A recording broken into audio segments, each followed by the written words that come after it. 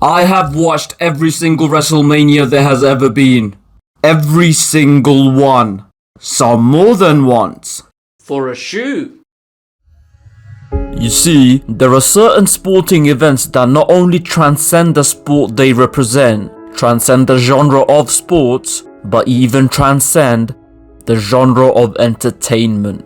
And personally, despite having stopped following the sport, entertainment, week to week exactly 20 years ago now, this remains the one annual professional wrestling event that I very seldom miss. As a matter of fact, as I alluded to just then, back in the beginning of 2021, when we all had a lot more time on our hands for reasons we're still trying to forget, I actually went back and watched every single edition of this event that I hadn't done before.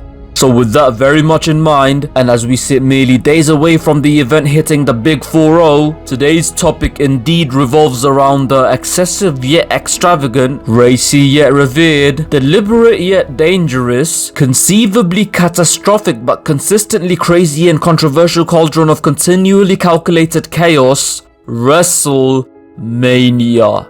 And after having seen countless lists of people ranking their personal bests, if you're a fellow follower of YouTube wrestling content, I can confidently say, man, you're in for a few shockers. Cough number 4, cough number 2, cough number 1. And hey, if you do indeed disagree with me, just ask yourself this. Have you watched every single Mania? Have you? Yeah, thought not. Back of the line, Mark. Either way, here are the 7 greatest WrestleManias of all time. Let's roll on. Number 7, WrestleMania 7.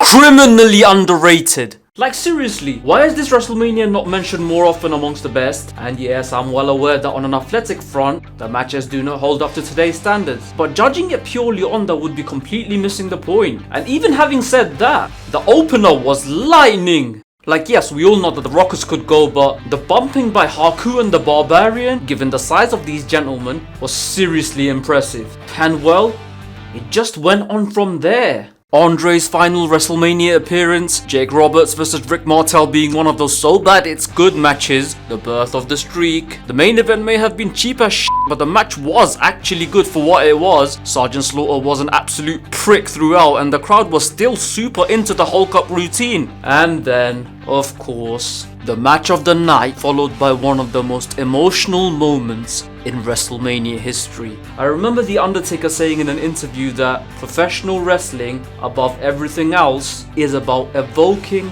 emotion. And well, if that is the case, who are we to say it's not? This may have just been one of the greatest professional wrestling moments of all time. Number 6, WrestleMania 31. Of all the manias in this list, this one's probably the most bizarre.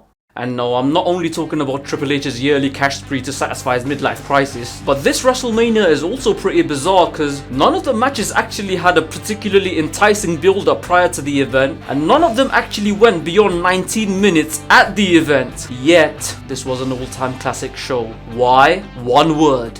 Consistency. Pretty much every match varied from decent to brilliant. The 7-man ladder match was a fun spot fest. Big Show winning his fake dad's battle royal was a cool moment. Orton vs Rollins involved the best in-ring spot of the night. Sting vs Triple H was a fun nostalgia trip. Cena vs Russo was decent, albeit a bit rushed. It was great to see The Undertaker look normal again after the disaster of the previous year. Rest in power, Wyndham. And then we were left with the match of the night. The main event, stiff as all hell but believable as fuck. And to top it all off, the heist of the century.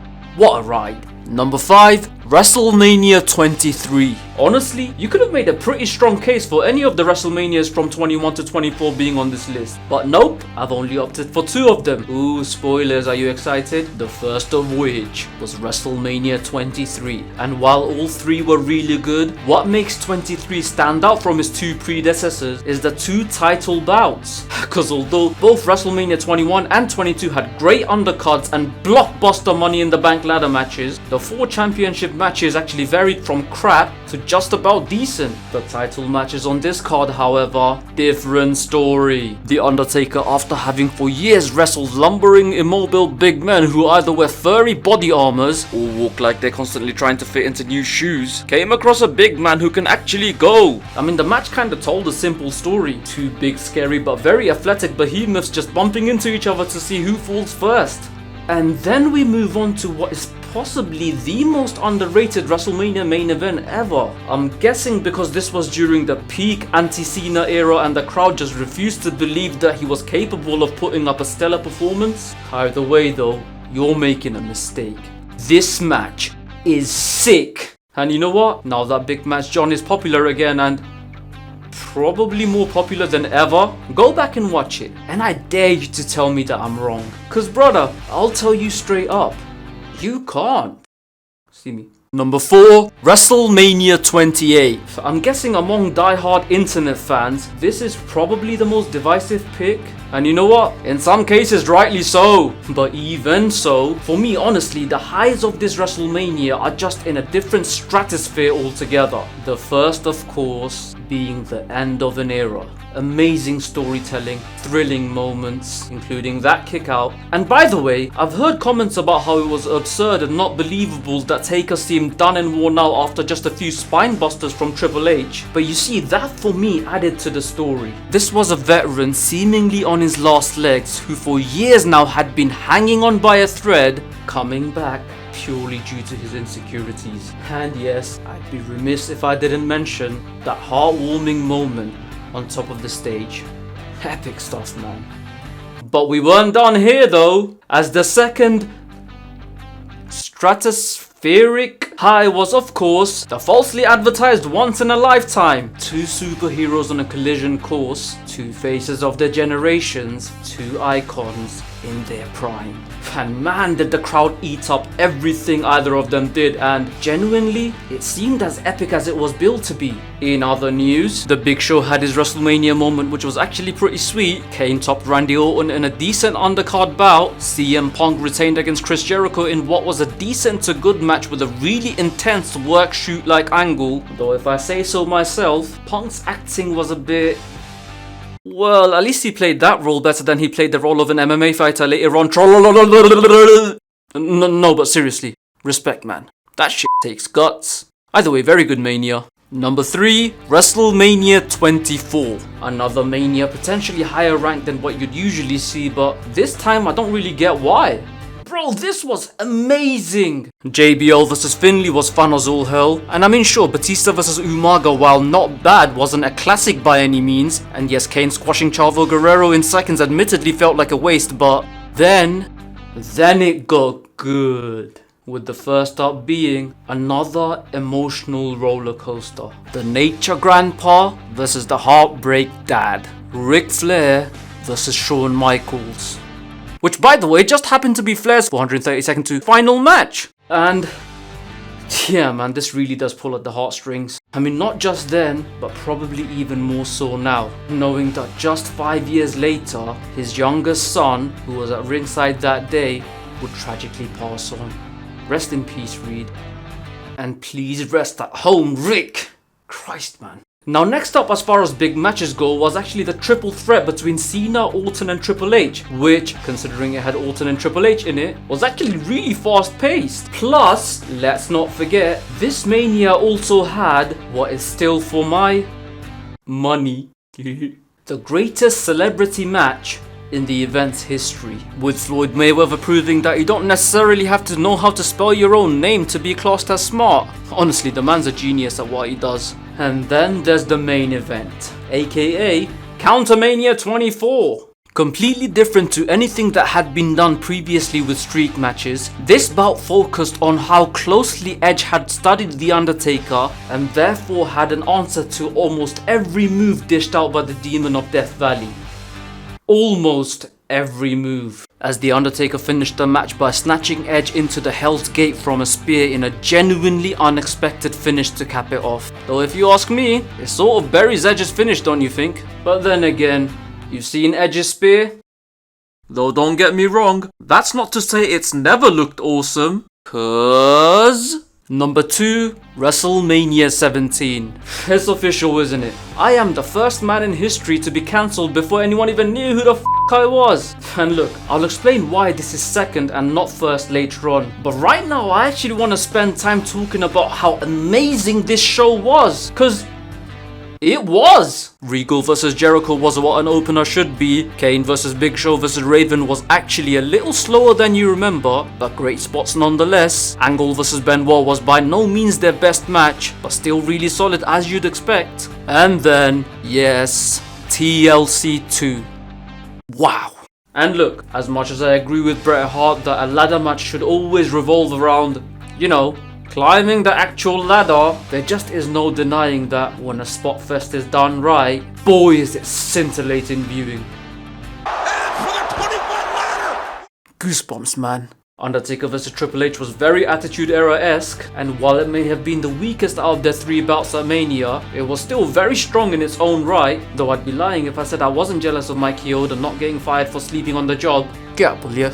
And then we had the main event. The Ringmaster versus the guy with the skincare products. And look, everyone knows how over these guys are, but here's something that rarely gets a mention. Their conditioning is f***ing insane. Like, go watch it back. There are practically no rest spots. And as for the ending, personally I wasn't a big fan, but who cares, man. It was an almost perfect way of ending an almost perfect Mania. Almost. Number 1. WrestleMania 19. Not only my personal favorite, but in my personal opinion, this is the greatest pay-per-view event in wrestling history. Everything was top draw. Even starting from the intro. I mean, I'm sorry, but for me this was a massive improvement from the previous years, which used the same music, by the way, and till this day, the greatest WrestleMania intro of all time. The opener may have had the wrong man win, but it was crazy fast and one of the best sub 10-minute pay-per-view matches ever. And sure, the Undertaker going on second versus the Big Show and A-Train wasn't the best use of the dead man, but genuinely, it was fun. Taker fighting off 2 men even bigger than him, and you know what? I believed it. Also killer entrance, of course, as always. And then we had absolute gems like Jericho vs Michaels, which was by most people accounts the best match of the night. Triple H vs Booker T certainly had the wrong man winning, but even then, the match itself was really good. Indian Deathlock, anyone? I love that name. Indian Deathlock.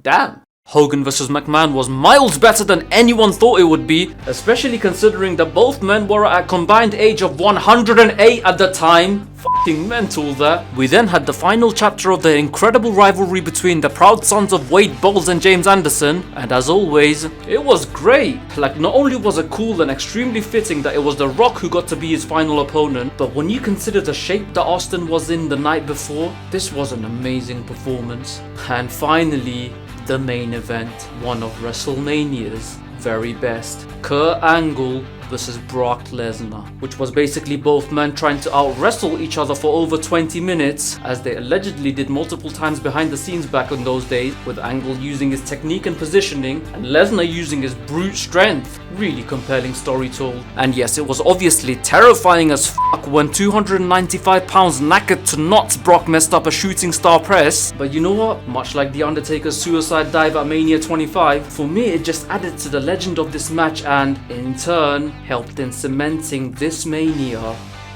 as the greatest of all time.